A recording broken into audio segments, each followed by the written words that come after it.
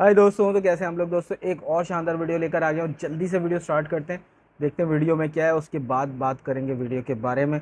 तो जल्दी से वीडियो स्टार्ट करते हैं। अब इसके बाद 3 अक्टूबर को शाहरुख खान समीर वानखेड़े को मैसेज करते हैं, लेकिन एनसीबी यहाँ पे बहुत ही अलग चीज करती है। एनसीबी आर्यन खान तो छोड़िए, वहां पे किसी का भी टेस्ट नहीं कराती है, जिसमें आर्यन खान अनन्या पांडे से गांजा और कोकेन मांग रहे थे। प्रेशर बना के पूछा जाता है तो आर्यन खान कॉन्टिन्यूसली पहले तो रोने लगते हैं। चलो 18 करोड़ में फाइनल करते हैं, क्योंकि 8 करोड़ समीर वानखेड़े को भी देने हैं। इसके थोड़ी देर बाद वहीं पे ब्लू कलर की मर्सिडीज आती है, जिसमें पूजा डडलानी आती है। पूरी रेट फेक है और इसमें बीजेपी की साजिश है। मिक्का सिंह जो बहुत ही फेमस सिंगर हैं, उनको फॉरेन करेंसी के साथ पकड़ा। एनसीबी के ऑफिसर्स आर्यन खान को एक सोने का अंडा समझ के वेट कर रहे थे 25 करोड़ लेने के लिए। देखिए, मुंबई के अंदर एक जगह है, मुंबई इंटरनेशनल क्रूज टर्मिनल, जहां से नेशनल और इंटरनेशनल क्रूज चलते हैं। तो होता क्या है कि 15 से 20 सितंबर 2021 के बीच में एनसीबी यानी कि नार्कोटिक्स कंट्रोल ब्यूरो के ऑफिसर आशीष रंजन को अपने इन्फॉर्मर से कुछ टिप ऑफ मिलता है कि इस टर्मिनल के ऊपर ड्रग्स यूज होंगे 2 अक्टूबर 2021 को। और जब पता करवाया गया तो सेम डेट पे सेम जगह पे फैशन टीवी एक क्रेआक नाम का एक इंटरनेशनल इवेंट करवा रहा था कॉर्डेलिया क्रूज पे, जिसमें मायामी के इंटरनेशनल डीजे को आना था, पूल पार्टी होनी थी, अलग अलग इवेंट्स होने थे। ये सारे इवेंट्स होने थे, जिसमें 2 अक्टूबर को इस क्रूज को मुंबई से चल के गोवा जाना था और 4 अक्टूबर को वापस मुंबई आना था। तो देखिए, जैसे ऑल ओवर इंडिया में एयरपोर्ट की सिक्योरिटी की जिम्मेदारी सीआईएसएफ की होती है, वैसे ही इस मुंबई इंटरनेशनल क्रूज टर्मिनल की सिक्योरिटी की जिम्मेदारी सीआईएसएफ की होती है। तो जब एनसीबी को इन्फॉर्मेशन मिलती है तो वो सीआईएसएफ को इन्फॉर्म करती है और एक प्लान बनाती है, जिसकी टीम को लीड करते हैं समीर वानखेड़े। इससे पहले कि मैं आगे की डिटेल्स बताऊं, थोड़ा समीर वानखेड़े के बारे में आपको बता देता हूं। Aryan Khan in jail for 7 days now. Sameer Wankhede और शाहरुख खान की चैट सामने आ चुकी है। मुंबई हाईकोर्ट ने अब समीर वानखेड़े पर मीडिया से बातचीत करने पर रोक लगा दी। पिछले 1.5 साल से जो चल रहा था उसका एक अल्प विराम होना चाहिए और ये जरूर होगा। मुझे न्यायपालिका पे पूर्ण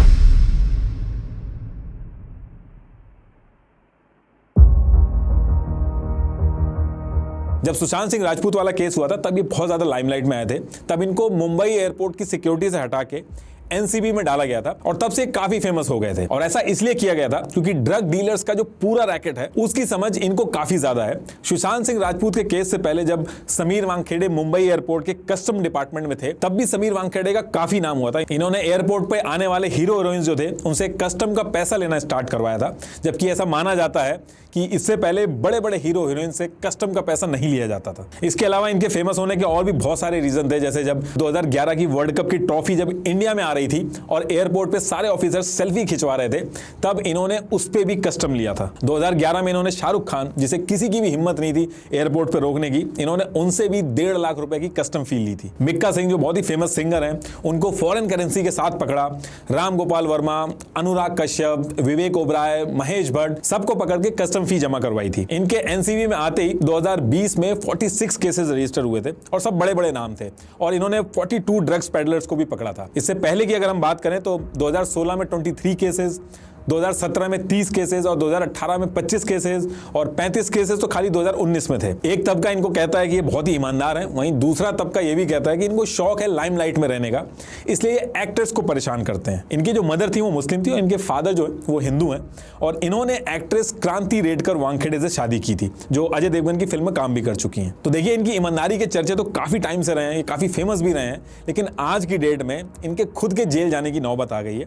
तो ये नौबत कैसे आई और क्या सच में ये गुनहगार हैं और एक्चुअल स्टोरी क्या है, आज आपको मैं सारी चीजें डिटेल में बताऊंगा। और कुछ भी मैं अपनी तरफ से नहीं बोलूंगा, एक एक वर्ड जो मैं बोलूंगा वो सीबीआई की चार्जशीट और एफआईआर, आर्यन खान के ओरिजिनल अरेस्ट मेमो, कोर्ट के एफिडेविट से बोलूंगा, जिनके लिंक मैंने डिस्क्रिप्शन में भी दे दिए। आप एक बार वेरीफाई जरूर करिएगा। तो वापस कहानी पे आते हैं। तो देखिए, जब एनसीबी के पास ये इंफॉर्मेशन आती है कि 2 अक्टूबर 2021 को ये सब होने वाला है, तो समीर वानखेड़े अपने सीनियर ऑफिसर्स और सीआईएसएफ के साथ कोऑर्डिनेट करके 2 अक्टूबर 2021 को इसको रोकने का प्लान बनाते हैं। तो देखिए, जब ये लोग प्लान बना रहे थे तो इनके सामने कई दिक्कतें थी। एनसीबी को ये जो लोग ड्रग्स करने आ रहे थे क्रूज पे, इनको रंगे हाथों पकड़ना था, लेकिन इंफॉर्मेशन ये थी कि क्रूज जब थोड़ा दूर पे जाएगा, पार्टी वगैरह तब शुरू होगी और तभी ड्रग्स वगैरह स्टार्ट होंगे। तो बीच समुद्र में चारों तरफ से घेर के लोगों को रंगे हाथों पकड़ना इनके लिए आसान नहीं था। और अगर ये बीच समुद्र में चारों तरफ से घेर के ये ऑपरेशन करते भी तो लोग हो सकता था कि समुद्र वगैरह में ड्रग्स वगैरह फेंक देते। तो ये प्लान इन्होंने ड्रॉप कर दिया था। तो इन्होंने डिसाइड किया कि इनके 6 ऑफिसर्स 2-2 के ग्रुप में इस क्रूज के टिकट खरीदेंगे। सीआईएसएफ की सिक्योरिटी ऑलरेडी क्रूज पे रहेगी। तो डिसाइड होता है कि बीच समुद्र में जब पार्टी स्टार्ट होगी तो ये लोगों को रंगे हाथों पकड़ेंगे। ये जो क्रूज पे इवेंट हो रहा था इसके जो टिकट थे 60,000 से 5 लाख के बीच में थे। और ये जो पूरा शिप था इसमें 1800 लोगों को ले जाने की कैपेसिटी थी। उसके बाद भी टिकट मिलना बहुत मुश्किल हो रहे थे, लेकिन फिर भी 1 अक्टूबर से पहले एनसीबी के 6 ऑफिसर्स जुगाड़ लगा के इस टिकट को खरीद लेते हैं। अब डेट आती है 2 अक्टूबर 2021, गांधी जयंती का दिन था। 11 बजे के करीब आर्यन खान के घर मन्नत पे आर्यन खान के फ्रेंड अरबाज मर्चेंट पहुंचते हैं। ये दोनों 15 साल से दोस्त हैं। थोड़ी देर बाद ये दोनों मर्सिडीज से मुंबई इंटरनेशनल क्रूज टर्मिनल की तरफ निकलते हैं। इस गाड़ी को शाहरुख खान के ड्राइवर कोई मिश्रा करके नाम था वो चला रहे थे और करीब 1 बजे ये लोग टर्मिनल पे पहुंच जाते हैं। बाकी आर्यन के जो 6 दोस्त थे वो अपने अपने घर से इस टर्मिनल पे पहुंचते हैं। इधर समीर वानखेड़े की टीम सिविल कपड़ों में टर्मिनल पे फैल जाती है। लोग क्रूज की पार्टी को ज्वाइन करने के लिए धीरे धीरे आ रहे थे और जो भी लोग इस पार्टी के लिए क्रूज पे आ रहे थे उनकी चेकिंग सीआईएसएफ वाले कर रहे थे। उसके बाद ही एंट्री मिल रही थी क्रूज पे और इस पूरे प्रोसेस पे एनसीबी के जो ऑफिसर्स थे वो पूरी तरीके से नजर रख रहे थे। तो ये सारी चीजें यहाँ पे चल रही थी। 1:30 बजे के करीब आर्यन और उनके फ्रेंड अरबाज मर्चेंट क्रूज पे पहुंचते हैं और इनकी एंट्री जो है वो नॉर्मल क्यू की जगह सेपरेट क्यू से करवाई गई, वीवीआईपी की तरह। लेकिन इनकी चेकिंग भी एनसीबी ने सीआईएसएफ से करवाई। जब अरबाज मर्चेंट जो आर्यन खान के दोस्त थे उनके जूते की तरफ चेकिंग हो रही थी तो एनसीबी वाले नोटिस करते हैं कि आर्यन खान काफी घबरा जाते हैं। एनसीबी की टीम को शक हो जाता है और इसी के बाद एनसीबी की टीम इन दोनों को उठा के एक अलग रूम में ले जाती है। वहां पे दोबारा चेकिंग की जाती है और अरबाज मर्चेंट के पास से ड्रग्स मिलते हैं, लेकिन आर्यन खान के पास से कुछ भी नहीं मिलता है। इन दोनों के ऊपर प्रेशर बनाया जाता है तो ये अपने बाकी 6 दोस्तों का नाम भी ले लेते हैं जिनके नाम ये थे। इसके बाद एनसीबी की टीम बाकी पूरे क्रूज की तलाशी लेती है और टोटल 14 लोगों को पकड़ती है।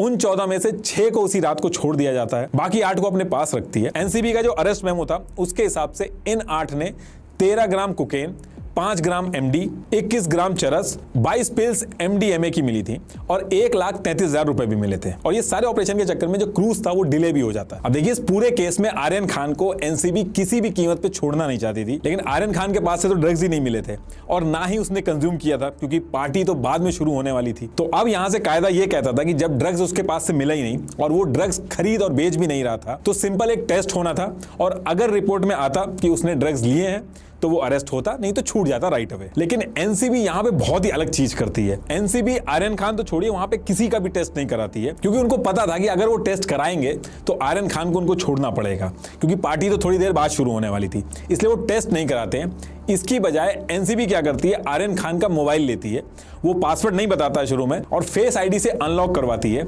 जिसमें आर्यन खान की जो ड्रग्स से रिलेटेड चैट्स थी वो मिलती हैं उनको। और उन चैट्स में से भी अनन्या पांडे की चैट्स निकलती हैं ड्रग्स से रिलेटेड आर्यन खान के साथ, जिसमें आर्यन खान अनन्या पांडे से गांजा और कोकेन मांग रहे थे। ये वो ओरिजिनल चैट्स हैं जो मैंने लगा दी हैं, ऑफिशियल डॉक्यूमेंट में साफ नहीं दिख रही है इसलिए अलग से लगा दी है, आप पॉज करके पढ़ लेना एक बार। इसके बाद आर्यन खान पे प्रेशर बना के पूछा जाता है तो आर्यन खान कॉन्टिन्यूसली पहले तो रोने लगते हैं और साथ में ये एक्सेप्ट कर लेते हैं कि वो 4 साल से ड्रग्स यूज कर रहे थे और यूके और दुबई में भी उन्होंने ड्रग्स कंज्यूम किया है। आर्यन खान के स्टेटमेंट से एनसीबी ने टोटल 20 लोगों को और पकड़ा जिसमें से कुछ ड्रग डीलर्स भी थे, उन्होंने भी इस चीज को कंफर्म कर दिया। अब इसके बाद 3 अक्टूबर को शाहरुख खान समीर वानखेड़े को मैसेज करते हैं। ये वो चैट्स हैं जिसमें शाहरुख खान आर्यन खान को छोड़ने के लिए बोल रहे हैं। हालांकि शाहरुख खान के फ्रेंड ने इस चीज को मना किया कि ये फेक चैट है, लेकिन समीर वानखेड़े ने पिटीशन के पेज 90 और 91 एग्जिबिट बी में इस पूरी चैट की कॉपी लगवाई है। सीबीआई ने ऑन रिकॉर्ड बोला है कि समीर वानखेड़े ने ये चैट्स जानबूझ के मीडिया में लीक करवा दी थी। अब देखिए जो केस है ये इतना लाइमलाइट में इसलिए आया क्योंकि इसमें बॉलीवुड के नामी सुपरस्टार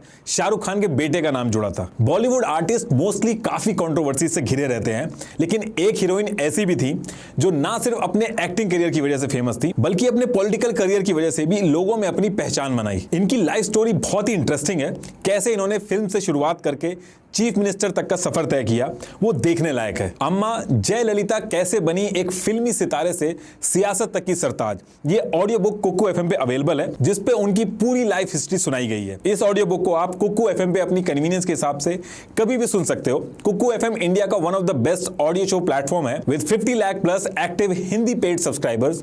यहाँ एंटरटेनमेंट से लेके क्राइम, थ्रिलर, एजुकेशनल हर डोमेन का ऑडियो कंटेंट अवेलेबल है। कुकू FM ने रिसेंटली लॉन्च किया है ओरिजिनल कैटेगरी, जिसको आप अपनी कन्वीनियंस के हिसाब से कहीं भी सुन सकते हैं। आपने प्रीवियस डिस्काउंट अवेल नहीं किया है तो मेरा कूपन कोड NR50 यूज करें इनके फर्स्ट प्रीमियम सब्सक्रिप्शन पे 50% ऑफ पाने के लिए। Means 99 subscription into ₹49 only. I am sharing the code and link in the description. तो टॉपिक पे वापस आते हैं। देखिए, जब एनसीबी ने इन 8 लोगों को अरेस्ट किया तो एक पंचनामा बनवाया जिसमें 3 ऐसे लोगों के नाम थे जिसकी वजह से ये केस पूरा पलट के समीर वानखेड़े के ऊपर चला गया। वो मैं अभी पूरा समझाऊंगा आपको। उससे पहले मैं ये बता देता हूं कि पंचनामा क्या होता है, क्योंकि इस पूरे केस की कड़ी इसी पंचनामा से जुड़ी है। देखिए, जब भी कोई ऑफिसर कहीं छापा मारता है या फिर किसी को पकड़ता है तो उस टाइम पे जो आसपास के लोकल लोग होते हैं, यानी कि आम जनता, उनको इंडिपेंडेंट विटनेस बनाते हैं ताकि ये रहे कि सब फेयर तरीके से हुआ है। उसमें साइन वगैरह भी करवाया जाता है और इसी को पंचनामा कहा जाता है। तो इस ऑपरेशन में भी जब पंचनामा करवाया गया था तो उसमें इन 9 लोगों के नाम थे। इसमें से जो शुरू के 3 नाम हैं, प्रभाकर सेल, किरण गोसावी और मनीष भानुशाली, इन तीनों की वजह से एनसीबी के ऑफिसर्स के ऊपर उंगलियां उठी। और वो कैसे उठी वो मैं अभी समझाता हूं आपको। देखिए, अगर आपको याद हो 2 अक्टूबर 2021 को ये इंसिडेंट हुआ था और 3 अक्टूबर तक एनसीबी ने आर्यन खान का नाम नहीं बताया था। मीडिया में भी बस ये आ रहा था कि Bollywood star son detained, but नाम कोई नहीं बता रहा था। ऐसा इसलिए किया गया था क्योंकि 2 और 3 अक्टूबर को एनसीबी के ऑफिसर्स आर्यन खान को एक सोने का अंडा समझ के वेट कर रहे थे 25 करोड़ लेने के लिए। और ये चीज मैं नहीं कह रहा हूं, ऐसा सीबीआई की एफआईआर में लिखा गया है। और जो ऊपर मैंने पंचनामे में 3 नाम बताए थे उसमें से प्रभाकर सेल ने कोर्ट के अंदर एफिडेविट लगाया है जिसमें ये सेम चीज लिखी गई है। और देखिए, ये जो एफिडेविट लगाया गया ये कोई छोटी मोटी चीज नहीं है। ये एफिडेविट बहुत ही इंपॉर्टेंट डॉक्यूमेंट होता है, क्योंकि अगर इसमें कुछ गलत इंफॉर्मेशन निकलती है तो एफिडेविट लगाने वाले के ऊपर केस हो जाता है। हालांकि आगे चल के प्रभाकर की डेथ हो जाती है तो ज्यादा कुछ नहीं हो पाता है, लेकिन इस एफिडेविट के कोर्ट में सबमिट होने के बाद करीब 1 साल से भी ज्यादा इन्वेस्टिगेशन होती है और उसके बाद सीबीआई एफआईआर रजिस्टर करवाती है समीर वानखेड़े के खिलाफ कि उन्होंने इस पूरे ऑपरेशन में 25 करोड़ की डिमांड की शाहरुख खान से। वो अभी मैं आगे समझाऊंगा, लेकिन उससे पहले यह बता देता हूं कि जब आर्यन खान को पकड़ा गया तो 2 और 3 अक्टूबर को क्या क्या हुआ और कैसे पैसे का पूरा गेम सेट किया गया, वर्ड बाय वर्ड जैसा इन सीबीआई की एफआईआर और प्रभाकर के एफिडेविट में है वैसे ही बताऊंगा आपको। तो देखिए, होता क्या है कि पंचनामा में जो 3 नाम आपको मैंने बताए थे उसमें से प्रभाकर सेल जो था वो किरण गोसावी का बॉडीगार्ड था। कायदे में इन तीनों का एनसीबी के ऑफिसर से पहले कोई भी मतलब नहीं होना चाहिए था, क्योंकि ये सिर्फ पंचनामा के इंडिपेंडेंट विटनेस थे। लेकिन 1 अक्टूबर 2021 को जिस दिन एनसीबी क्रूज पे रेड की सारी प्लानिंग कर रही थी, उस दिन किरण गोसावी ने अपने बॉडीगार्ड प्रभाकर सेल को फोन किया कि कल यानी कि 2 अक्टूबर 2021 को 7:30 बजे मॉर्निंग में रेडी रहना। और ये कहने के बाद किरण प्रभाकर को 500 रुपए जी पे ट्रांसफर करता है और व्हाट्सएप पे एक लोकेशन भेजता है जहां पे प्रभाकर सेल को पहुंचना होता है। अब नेक्स्ट डे 2 अक्टूबर को जिस दिन रेड पड़नी थी, प्रभाकर मॉर्निंग में लोकेशन मैप पे लगाता है तो ये एनसीबी के ऑफिस की लोकेशन निकलती है। लेकिन प्रभाकर ज्यादा सोचता नहीं है और लोकेशन को फॉलो करते हुए करीब 8 बजे सीधा एनसीबी के ऑफिस पहुंच जाता है। अब जब प्रभाकर एनसीबी ऑफिस पहुंचता है तो उसको वहां पे किरण गोसावी का ड्राइवर विजय सूर्यवंशी मिलता है, जो उसको वहीं पे रुकने को कहता है और कहता है कि किरण सर अभी एनसीबी के ऑफिसर्स के साथ मीटिंग कर रहे हैं। तो ये सुन के प्रभाकर वहीं पे इनोवा कार के पास ही वेट करने लगता है और थोड़ी देर बाद किरण गोसावी एनसीबी के ऑफिसर्स के साथ बाहर निकलता है और व्हाइट इनोवा में बैठ के मुंबई इंटरनेशनल क्रूज टर्मिनल, जहां पे रेड डलनी थी, जहां पे आर्यन खान आने वाला था, उस तरफ चला जाता है। उसके बाद दिन में करीब 12 बजे किरण गोसावी अपने बॉडीगार्ड प्रभाकर सेल को फोन करता है और मुंबई इंटरनेशनल क्रूज, जहां पे रेड पड़ने वाली थी, उस टर्मिनल पे बुला लेता है। प्रभाकर सेल जो किरण गोसावी का बॉडीगार्ड था वो वहां पे पहुंच जाता है और वहां पहुंचने के बाद किरण गोसावी अपने बॉडीगार्ड प्रखर को व्हाट्सएप पे कुछ फोटोग्राफ्स भेजता है जो कि सभी हाई प्रोफाइल्स बच्चों की होती है जो उस क्रूज पार्टी में आने वाले होते हैं। और किरण ये भी समझाता है प्रभाकर को कि इनमें से अगर कोई भी दिखे इस टर्मिनल पे तो उसको इन्फॉर्म करे। प्रभाकर इन सारी फोटोग्राफ्स में से एक लड़के लड़के को पहचान के किरण को व्हाट्सएप पे बता देता है कि ये पर्टिकुलर लड़का क्रूज पे पहुंच गया है और एनसीबी ऑफिसर्स उस पर नजर रखने लगते हैं। अब इसके थोड़ी देर बाद आर्यन खान को मिला के टोटल 14 लोग जब पकड़े जाते हैं तो प्रभाकर सेल देखता है कि जिसकी फोटोग्राफ उसने क्रूज पे पहचान करके किरण को भेजी थी, एनसीबी उसको भी पकड़ लेती है। रात 10:30 बजे तक एनसीबी के साथ आर्यन और उसके दोस्तों की इन्वेस्टिगेशन होती है, जिसको वहां पे रह के प्रभाकर भी देखता है और उसके बाद ये लोग एनसीबी ऑफिस पहुंचते हैं सबको लेके। अब उसके थोड़ी देर बाद करीब रात के 12:30 बज रहे होंगे और किरण गोस्वामी अपने बॉडीगार्ड प्रखर सेल से कहता है कि आप ये जो पंचनामा है इसके विटनेस बन जाओ। शुरू में तो वो झिझकता है लेकिन फिर हाँ कर देता है और जैसे ही वो हाँ करता है सीधे समीर वानखेड़े आते हैं और उनको 10 ब्लैंक पेपर देते हैं और कहते हैं कि इस पे साइन कर दो और अपना आधार कार्ड की कॉपी भी लगा देना। और प्रभाकर जैसा बोला जाता है वैसा कर देता है और पंचनामे में विटनेस बन जाता है। अब रात में ये सारी चीजें चल रही होती हैं। उस टाइम पे किरण गोस्वामी आर्यन खान के साथ सेल्फी वगैरह भी लेते हैं जो उस टाइम पे काफी फेमस हुई थी, आपने देखी भी होगी शायद। अब उसके थोड़ी देर बाद सैम डिसूजा नाम का एक आदमी एनसीबी ऑफिस के बाहर आता है। कहा जाता है कि यही वो आदमी था जो शाहरुख खान और एनसीबी के बीच में बिचौलिया बना था, लेकिन ऑन पेपर ये प्रूव नहीं हो पाया था। कहा जाता है कि इसी ने शाहरुख खान की मैनेजर पूजा डडलानी को पहली बार बताया था कि आर्यन खान के पास से ड्रग्स मिला है और इस टाइम पे वो एनसीबी के पास है। तो ये जो सैम नाम का बंदा था, जब ये एनसीबी ऑफिस के पास आता है तो किरण गोस्वामी एनसीबी के ऑफिस से करीब 500 मीटर की दूरी पे अलग जाके इससे मिलता है और कुछ देर बात करता है और फिर उसके बाद प्रभाकर सेल और ड्राइवर को लेके किरण गोस्वामी इनोवा से लोअर परेल ब्रिज जो कि बिग बाजार के पास में है वहां के लिए निकल जाता है। और सैम डिसूजा जो था वो भी इनकी गाड़ी के पीछे पीछे चलता है। इनकी गाड़ी लोअर परेल ब्रिज के पास में रुकती है और सैम भी सेम लोकेशन पर रुकता है और जैसी गाड़ी रुकती है किरण गोस्वामी सैम डिसूजा से फोन पे बात करना स्टार्ट कर देता है और उस टाइम पे सैम को कहता है कि तुमने 20 करोड़ का बॉम्ब फोड़ दिया है, चलो 18 करोड़ में फाइनल करते हैं क्योंकि 8 करोड़ समीर वानखेड़े को भी देने हैं। और ये जो स्टेटमेंट था आगे चल के समीर वानखेड़े के लिए बहुत भारी बनता है क्योंकि ये सारी बातें प्रभाकर सेल के सामने होती हैं और वो जाके कोर्ट में एफिडेविट के साथ वर्ड बाय वर्ड बता देता है। इसके थोड़ी देर बाद वहीं पे ब्लू कलर की मर्सिडीज आती है जिसमें पूजा डडलानी आती हैं। आपने देखा होगा शाहरुख खान के साथ ये दिखती हैं इवेंट्स वगैरह में और उनकी मैनेजर भी हैं। तो जैसे ही पूजा डडलानी आती हैं किरण और सैम डिसूजा पूजा डडलानी की गाड़ी में जाके बैठ जाते हैं और काफी देर बात करते हैं। और ये जो मीटिंग हुई है ऐसे ही नहीं कि बस किसी ने हवा में बता दी है। ब्लू मर्सिडीज मन्नत के पास के सीसीटीवी जहां मीटिंग हुई वहां के सीसीटीवी में प्रॉपर रिकॉर्ड हुई है और ऑफिशियल्स ने वेरीफाई भी की है। मर्सिडीज के अंदर जो बात हुई है वो भी सारी रिकॉर्ड हुई है और वो भी एजेंसीज के हाथ लग गई है। तो जब वहां पे मीटिंग खत्म होती है तो किरण और सैम डिसूजा को एक एड्रेस दिया जाता है जहां पर इनको 50 लाख रुपए देने का वादा किया जाता है और कहा जाता है कि ये पहली इंस्टॉलमेंट थी 50 लाख की आर्यन खान को छुड़वाने की। अब इसके बाद किरण गोस्वामी प्रभाकर सेल जो कि उसका बॉडीगार्ड था उसको कहता है कि इंडियाना होटल के पास जाके 50 लाख रुपए कैश में मिलेंगे, उसको लेकर आ जाओ।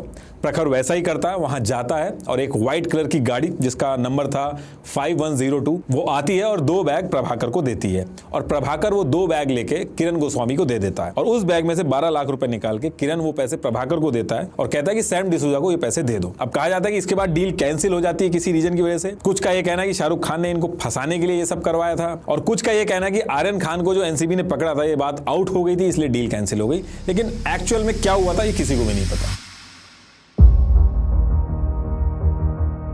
अब ये सारी चीजें हो रही होती हैं। इसके 2 दिन बाद ही महाराष्ट्र में एनसीबी के नेता नवाब मलिक ने यह कह दिया कि ये पूरी रेड फेक है और इसमें बीजेपी की साजिश है, जिसमें इन्होंने कहा कि जब रेड हो रही थी तो उसमें एनसीबी के साथ 2 लोग और थे, एक किरण गोस्वामी और दूसरा मनीष भानुशाली। उन्होंने कहा कि ये एनसीबी के ऑफिसर्स तो थे नहीं, इनका कोई लेना देना नहीं था एनसीबी के ऑफिस में क्या कर रहे थे। अगर इनको विटनेस भी माना जाए तो ये पूरा टाइम एनसीबी के ऑफिसर्स की तरह इधर से उधर क्यों घूम रहे थे। इन्होंने ये भी क्लेम किया कि मनीष भानुशाली तो बीजेपी पार्टी के हैं।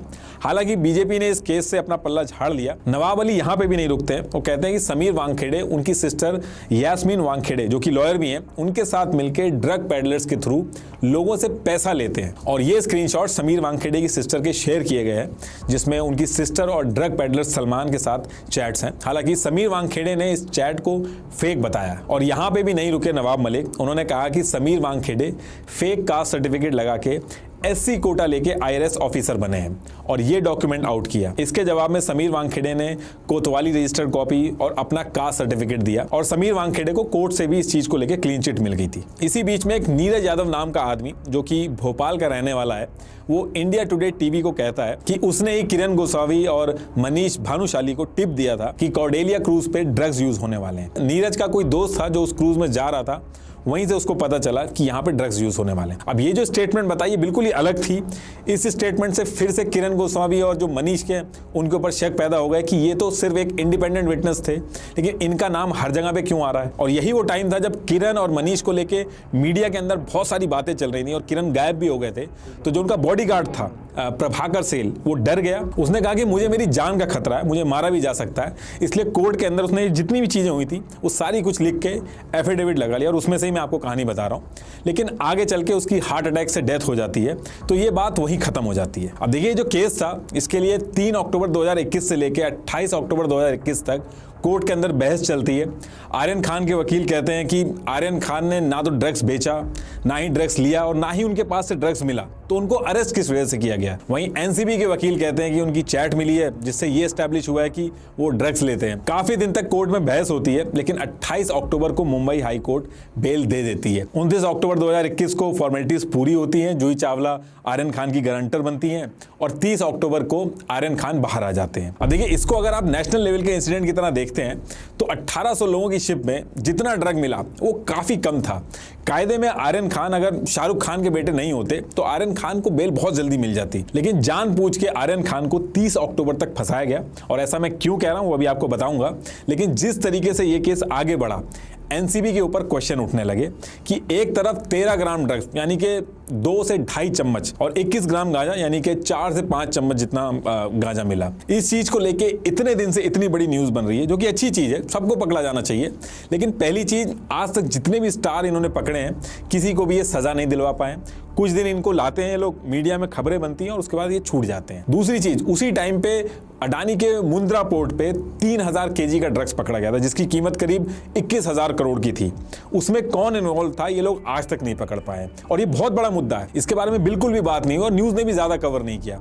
वहीं ये 5 से 10 ग्राम के पीछे ऊपर से नीचे तक सब कोई लगे हुए हैं। असली कार्रवाई इनको जहां पे करनी होती है वहां पे ये नाकामयाब रहते हैं, इसलिए इनके ऊपर इल्जाम लगते हैं कि ये अमीरों को पकड़ते हैं जिनको अपना नाम खराब होने का डर है, उनसे पैसा लेते हैं और इसी चीज को लेकर सीबीआई ने एफआईआर भी की है।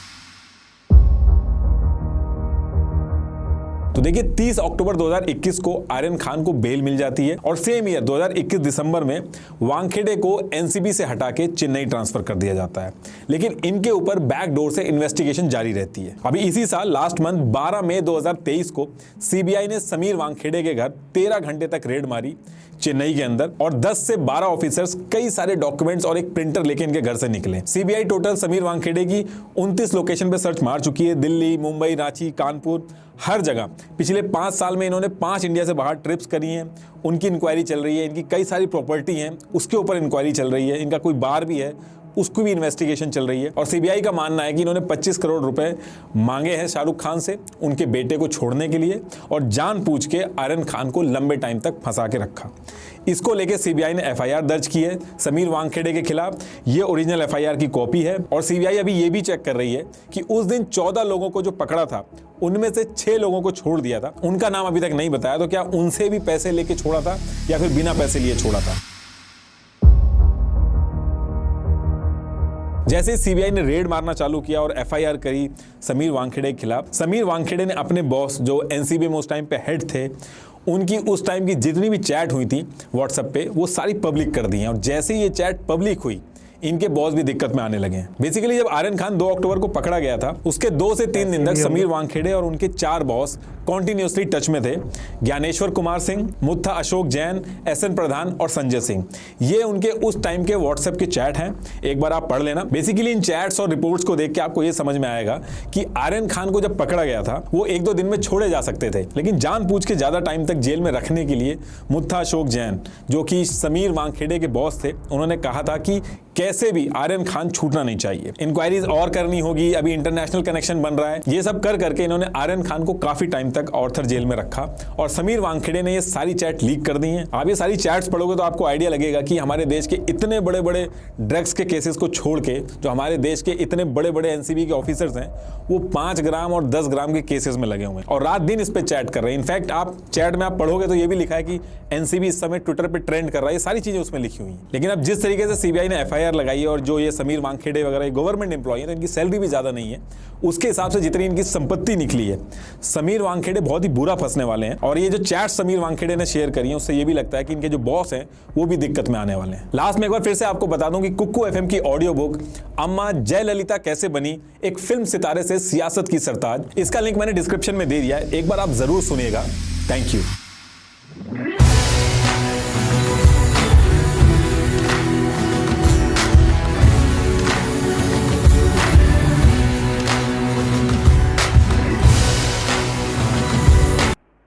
तो दोस्तों ये थे नीतीश राजपूत और हमेशा इनक्रेडिबल वीडियो बनाते हैं, बहुत अच्छी, बहुत रिसर्च के साथ। इनके चैनल को जल्दी से सब्सक्राइब करें, बेल आइकन को प्रेस करें। और दोस्तों बात कर लेते हैं ये reality of Aryan Khan case. Aryan Khan के ऊपर जो ये केस बना था, जिस टाइम ये बहुत लाइमलाइट में आया था केस, मैं उसी टाइम शौक था कि शाहरुख खान का बेटा इस केस में आ गया, अब तो इसके ऊपर उछल कूद होना शुरू होने ही है, ठीक है। और वही हुआ कि इस केस को लेके हर यूट्यूबर ने वीडियो बनाई, हर न्यूज़ चैनल ने कवर किया और पुलिस वालों की भी वारे नहीं आ रहे होगा। और उन्होंने तो ये गेम खेलनी थी। नार्कोटिक्स वाले अगर इतने शरीफ हों कि वो पैसे ना खाएं तो भाई नार्कोटिक्स किसी भी मुल्क में ख़त्म हो जाए, ठीक है। पर उन्होंने इसके ऊपर डीलें करना शुरू कर दी फ़ौरन और इन दी एंड वो चीज़ें खुलना शुरू हुई। शाहरुख खान भी यहाँ पे कोई चूचा बच्चा तो है नहीं भाई, शाहरुख खान ने भी अपना पूरा जोर लगाया और बहुत अच्छा किया। अपने बच्चे के लिए पूरा जोर लगा के उसने अपने बच्चे को भी साइड पे कर लिया और इनकी असलियत भी सामने लेकर आ गया। और कुल मिला के यही पता लगता है कि ये समीर वानखेड़े हैं, ये जो है ना ये करप्ट ऑफिसर है और इन्होंने ये सारी गेम बनाई थी और इस गेम के अंदर बाद में ये खुद ही फंस से चलेगा। और अब इन्हीं के ऊपर बहुत बड़ा क्वेश्चन मार्क बन गया, क्योंकि ये केस 10-15 ग्राम की बात हो रही है और वहाँ पे 3000 करोड़ यानी कि 21,000 करोड़ से भी ज़्यादा की ड्रग्स पकड़ी गई। उसके ऊपर कोई इतनी ज़्यादा इंक्वायरी और इतनी हाइप नहीं मिल रही थी। 10-15 ग्राम की क्यों मिल रही थी इतनी हाइप? क्योंकि वो शाहरुख खान का बेटा था, उससे ज़्यादा पैसे कमा सकते थे, उससे ज़्यादा लाइमलाइट मिलना था, उससे बहुत ज़्यादा शोहरत मिल रही थी, तो उसके ऊपर ये सारा काम किया। मेरे हिसाब से आर्यन खान को सज़ा देनी चाहिए थी, जो बात है, पर इस तरीके से उसके साथ भी नहीं करना चाहिए था, क्योंकि ये भी उसके साथ नाजायज़ था। जो उसके लिए उसकी सज़ा बनती थी वो उसको मिलनी चाहिए थी। बहरहाल ये मेरा पॉइंट ऑफ व्यू था। आप लोगों को क्या लगता है कि शाहरुख खान का बेटा बेगुनाह था? क्या उसने ड्रग्स ली थी? क्या वो ड्रग्स सेल करता है? क्या वो इस ड्रग्स के केस के अंदर उसको बड़ी सज़ा होनी चाहिए थी? क्या इतना ही होना चाहिए था सब कुछ? मुझे कमेंट करके ज़रूर बताइएगा। मेरे चैनल को सब्सक्राइब कर लें, बेल आइकन को प्रेस कर लें। मिलता है अगली किसी वीडियो में, तब तक के लिए बाय बाय।